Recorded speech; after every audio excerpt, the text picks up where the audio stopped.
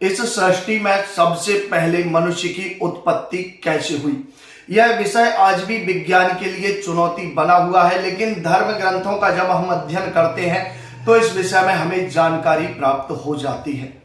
विज्ञान के लिए आज तक ये चुनौती इसलिए बना गया है क्योंकि विज्ञान जन्म और मृत्यु के रहस्य को आज तक नहीं सुलझा पाया है। कहें कि विज्ञान एक ऐसी जगह पर खड़ा हुआ है जिसे मनुष्य के जन्म का ना आदि का पता है और ना ही अंत का पता है, कि मनुष्य का जन्म किस स्थिति में हुआ और उसकी मृत्यु के बाद उसकी क्या स्थिति होती है। इस विषय को आज भी विज्ञान नहीं जान सका है। इसीलिए विज्ञान के बताए जितने भी तथ्य हैं या जितनी भी बातें हैं वह विश्वास करने योग्य नहीं है। लेकिन हिंदू धर्म ग्रंथों का जब हम अध्ययन करते हैं तो हमें पता लगता है कि इस सृष्टि में सबसे पहले मनुष्य की उत्पत्ति दैवीय शक्ति द्वारा हुई है, और इस बात से इनकार भी नहीं किया जा सकता है। जब तक आपके पास कोई मूल तथ्य या प्रमाण ना हो तब तक आपके पास एक ही साधन बचता है, और वह है कि उन ग्रंथों में लिखी हुई बातों को स्वीकार कर लेना जो प्रमाण के साथ आपको बता रहे हैं।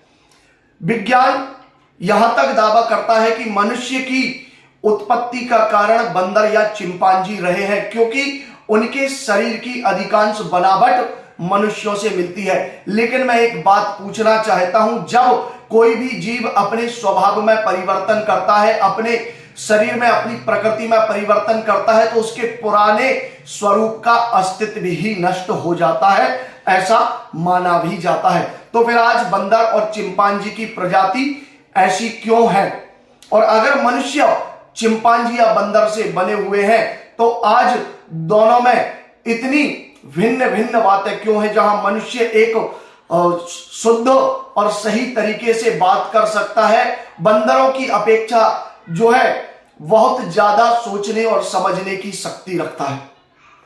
अब बात करते हैं धर्म ग्रंथ की।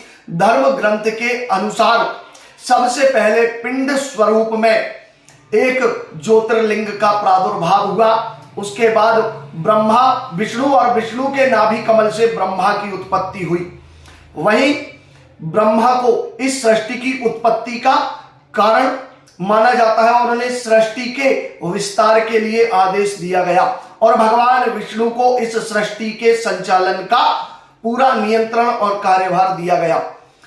धर्म ग्रंथ के अनुसार, पुराणों के अनुसार कहा जाता है कि ब्रह्मा जी के एक एक अंग से जीव, प्रकृति आदि की उत्पत्ति हुई। उसी के साथ साथ सारी वनस्पतियां और इस सृष्टि में मनुष्य के लिए उपयोगी जितनी भी वस्तुएं हैं, चाहे वह लता पत्र आदि हो, पेड़ पौधे वृक्ष आदि हो, सबसे पहले उनकी उत्पत्ति हुई और उसके बाद मनुष्य की उत्पत्ति की गई। मनुष्य की उत्पत्ति में सबसे पहले मनु और शत्रुपा, एक पुरुष और एक स्त्री को उत्पन्न किया गया। ये वही मनु और शत्रुपा है जिनके नाम से हम मनुष्य कहलाए, मनु के नाम से ही हम मनुष्य कहलाए हैं।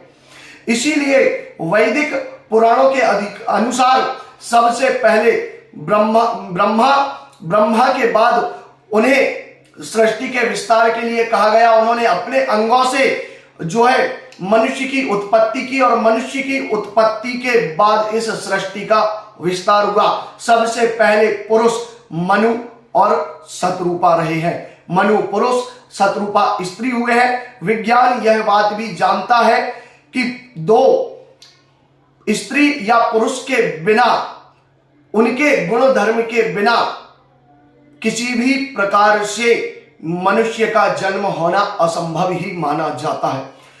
विज्ञान के अनुसार कृत्रिम गर्भाधान एक पाखंड और एक ऐसा झूठ उस समय माना जाता था जब विज्ञान के पास कृत्रिम गर्भाधान या कृत्रिम तरीके से गर्भ को के शिशु को विकसित करने की क्षमता नहीं थी। तब उसे केवल यह एक पाखंड ही या कहानियों में लिखा गया झूठ मानता था। लेकिन आज विज्ञान के पास वो क्षमता है कि वो गर्भ के बाहर भी शिशु को विकसित कर सकता है। जब हमारे धर्म ग्रंथ में इस बात को कहा जाता रहा है और पहले से भी कहा गया है कि मनुष्य के